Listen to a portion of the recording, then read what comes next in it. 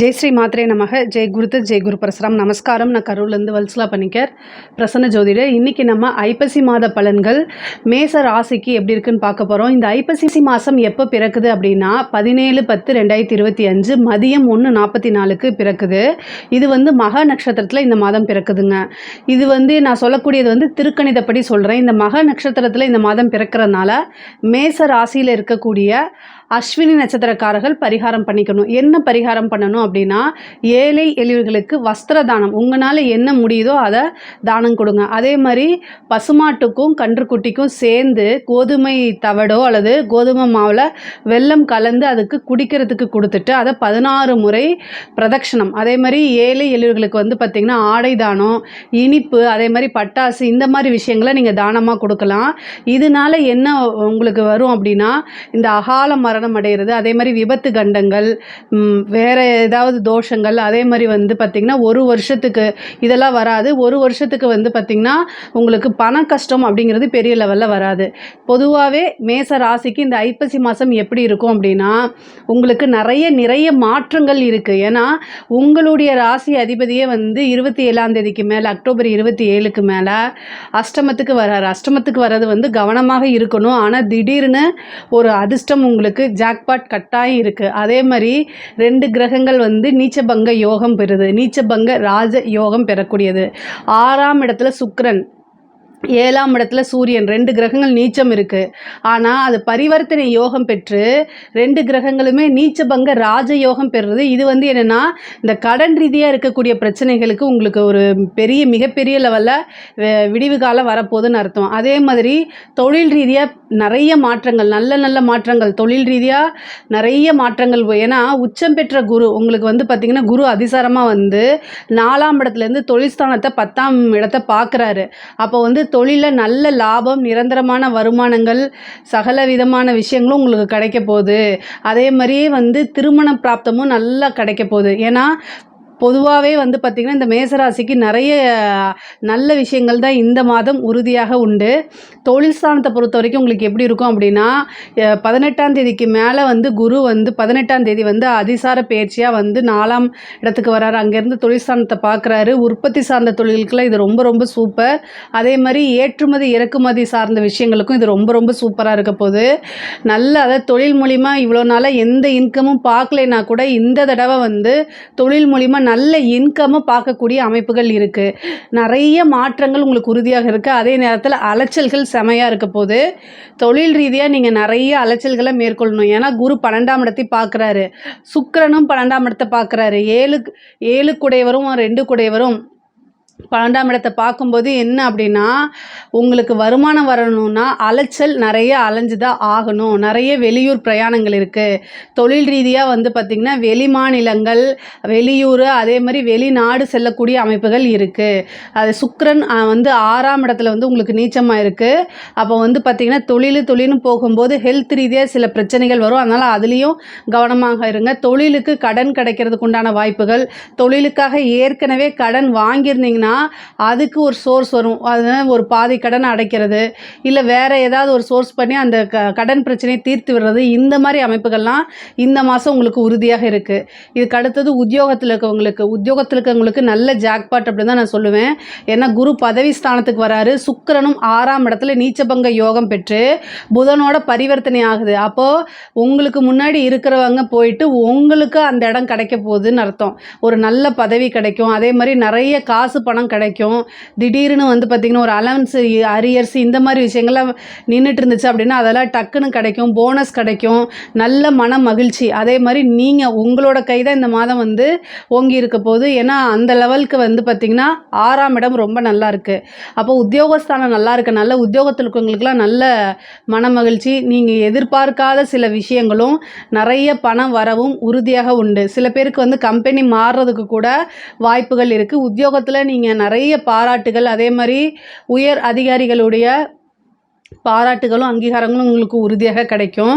படித்து முடிச்சுட்டு வேலை கிடைக்குமா, இல்லை வேலை போயிடுச்சு இப்போ திரும்ப வேலைக்கு நான் ட்ரை பண்ணலாமான்னா தாராளமாக ட்ரை பண்ணுங்கள். இந்த மாதம் வந்து உங்களுக்கு உத்தியோகஸ்தானம் ரொம்ப நல்லா இருக்கனால நீங்கள் வேலைக்கு ஒரு டைம் ட்ரை பண்ணாலே இந்த மாதம் உங்களுக்கு கிடச்சிரும். அது போக 7 சனியோடைய தாக்கம் ஒரு மாதத்துக்கு ஒரு 48 நாளுக்கு உங்களுக்கு இருக்கவே இருக்காது. அதனால் நிறைய நல்ல காரியங்களை செய்யுங்க. அது எல்லாமே அனுகூலமாகவும் சக்ஸஸாகவும் தான் முடியும். இதுக்கப்புறம் படிக்கக்கூடிய குழந்தைங்களுக்கு படிப்பில் நல்ல ஆர்வம், ஏன்னா கல்வி ஸ்தானத்துக்கு தான் குருவே வராரு. அப்போ ரொம்ப ரொம்ப ரொம்ப நல்லா இருக்குது. படிக்கக்கூடிய குழந்தைங்கள் நல்ல தேர்ச்சி பெறுவாங்க, படிப்பில் ஆர்வம் வரும், நிறைய போட்டி தேர்வுகள் எழுதுவாங்க, அதிலெல்லாம் வெற்றி கிடைக்கிறதுக்கு அமைப்புகள் இருக்குது. அதே மாதிரி உயர்கல்வியில் படிக்கிறவங்க நல்ல ரேங்க் ஹோல்டராக வெளியில் வரதுக்கு உண்டான அமைப்புகள் இருக்குது. நிறைய பேத்துக்கு பிளேஸ்மெண்ட் கிடைக்கிறது, இன்டர்ன்ஷிப் கிடைக்கிறது, இந்த மாதிரி விஷயங்கள்லாம் உங்களுக்கு நடக்கும். நல்ல அமைப்பு தான், ஏன்னா கல்வி ஸ்தானத்திலே குரு இருக்கனால நல்ல அமைப்பு. அதே மாதிரி செவ்வாய் வந்து பார்த்திங்கன்னா அக்டோபர் 27ஆம் தேதிக்கு மேலே உங்களுடைய ராசிக்கு 8ஆம் இடத்துக்கு வராருங்க. 8ஆம் இடம் அவ்வளோ நல்ல இடமா இல்லைனாலுமே ஆட்சி பெறுறாரு உங்களுடைய ராசி அதிபதி. அதனால் பெரிய தொந்தரவுகள் வராது, இருந்தாலும் ரொம்ப ரொம்ப கவனமாக இருக்கணும். ஏன்னா குரு மங்கள யோகம் இருக்குது. அதனால் வீடு சம்மந்தப்பட்டது, வாகனங்கள் சம்மந்தப்பட்ட விஷயங்கள், இந்த மாதிரி விஷயங்கள்லாம் நடக்கும். ஒரு கார் வாங்குறதுக்கு லோன் எடுத்து கார் வாங்குறதுக்கு உண்டானது, ஒரு வீடு வாங்குறது, ஒரு இடமா வாங்குறது, இந்த மாதிரி விஷயங்களுக்கெல்லாம் வந்து பார்த்திங்கன்னா குரு மங்கள யோகம் உறுதியாக உங்களுக்கு வேலை செய்யும். அதே மாதிரி 7ஆம் இடத்துல புதன், சூரியன், செவ்வாய், இத்தனை கிரகங்கள் மாத ஆரம்பத்தில் இருக்கனால திடீர்னு திருமண பிராப்தம். ஒரு சிலருக்குலாம் 5 கூடையவர் 7ஆம் இடத்துல நீச்சமாக இருக்கார். இந்த 48 நாளுக்கு குரு பலம் வேற உங்களுக்கு இருக்கா, அப்போ என்ன ஆகும் அப்படின்னா திடீர்னு திருமண பிராப்தம், லவ் மேரேஜ் பண்ணுறது, அதே மாதிரி வீட்டில் சொல்லாமல் மேரேஜ் பண்ணுறதோ, அல்லது ஒரு கல்யாணத்துக்கு போயிருப்பீங்க, அங்கே யாரோ பொண்ணோ மாப்பிள்ளையோ வெளியில் போயிருப்பாங்க, வெளியிலனா பிடிக்காமல் இஷ்டம் இல்லாமல் போயிடுவாங்கள்ல, அந்த டைமில் நீங்கள் போய் உட்காருவீங்க. அந்த மாதிரி ஒரு திடீர் பிராப்தம் வந்து இந்த 48 நாளுக்குள்ளே உங்களுக்கு இருக்குது, இந்த 1 மந்த்துக்குள்ளே உங்களுக்கு இருக்குது. திருமணத்தை பொறுத்த வரைக்கும் திருமணம் ஆகிறதுக்கு உண்டானது, நல்ல சுப நிகழ்வுகள்லாம் ஆகிறதுக்கு உண்டான அமைப்புகள் இருக்குது. பெண்களை பொறுத்த வரைக்கும் இது சூப்பரான மாதங்க. உங்களுக்கு பொதுவாகவே மேச ராசிக்கு ஆணாக இருந்தாலும் சரி பெண்ணாக இருந்தாலும் சரி இந்த மாதம் 2 கூடையவர் 12ஆம் இடத்தை பார்க்குறதுனால விரயம் இருக்குது. ஆனால் அது எல்லாமே சுப விரயம். ரெண்டாவது வந்து அந்த விரயம் பண்ணுறதுனால மன மகிழ்ச்சி ஏற்படும். ஏன்னா சுக்கிரன் எங்கே பார்க்குறாரோ அங்கே சந்தோஷம், சுகபோக வாழ்வு.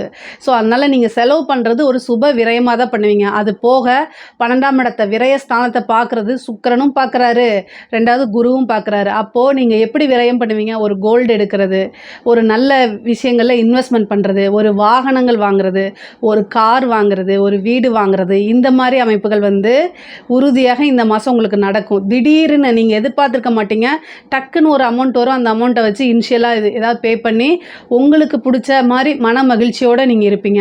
பெண்கள் வந்து எப்பவும் போல தான் உங்களுக்கு ஆடை ஆபரண சேர்க்கை இருக்குது. புதுசாக அதாவது தொழில் பண்ணுறவங்களுக்கு இது சூப்பரான டைமு. குரு தொழில்ஸ்தானத்துக்கே பார்வையிடுறாரு, குருமங்கள யோகம் இருக்குது.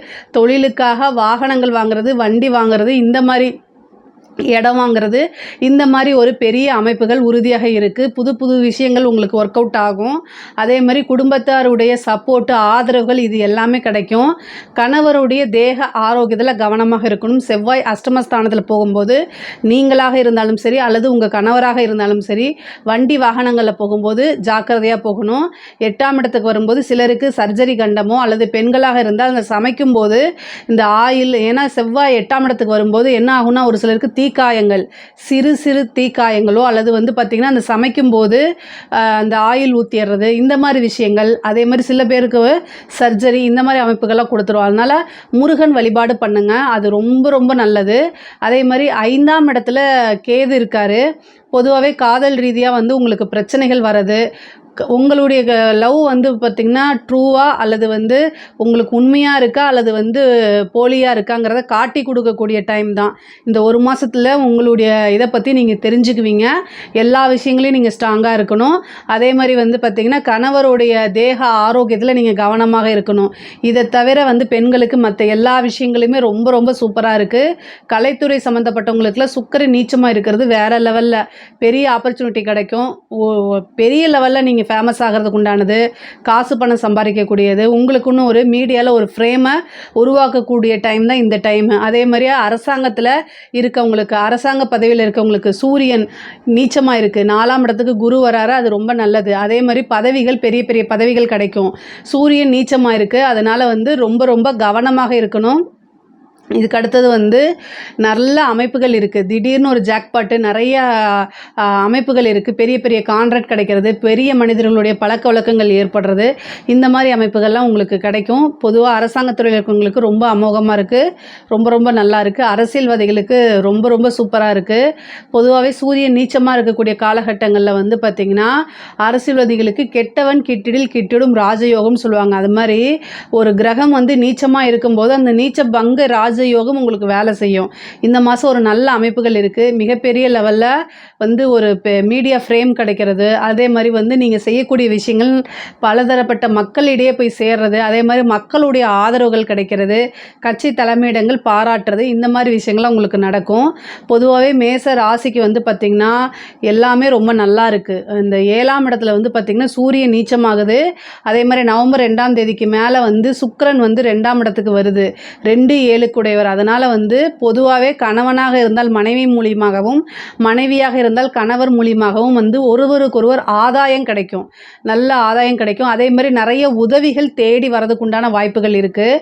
காசு பணம் தேடி வரும், நீங்கள் நினச்சி பார்த்துருக்க மாட்டீங்க. அந்த மாதிரி காசு பணம் தேடி வரதுக்கு உண்டான அமைப்புகள், உதவிகள் நீங்கள் ஒருத்தர்கிட்ட இருந்து உதவி எதிர்பார்த்துட்டு இருந்திருப்பீங்க, அந்த உதவியெல்லாம் கிடைக்கிறதுக்கு உண்டான அமைப்புகள்லாம் உறுதியாக உண்டு. இதில் ஏதாவது சந்தேகங்கள் இருக்குது அப்படின்னா கமெண்ட்ஸில் கேளுங்க, நான் கண்டிப்பாக ஆன்சர் பண்ணுறேன். நம்மளுடைய சேனலை லைக் பண்ணுங்கள், ஷேர் பண்ணுங்கள், சப்ஸ்கிரைப் பண்ணுங்கள். நன்றி, வணக்கம். ஸ்ரீ குபேரன் டிவியை பார்த்தமைக்கு நன்றிகள். மேலும் இது போன்ற தகவல்களை தெரிந்து கொள்ள ஸ்ரீ குபேரன் டிவியை சப்ஸ்கிரைப் செய்யுங்கள். மறக்காமல் பெல் ஐக்கானை கிளிக் செய்யுங்கள்.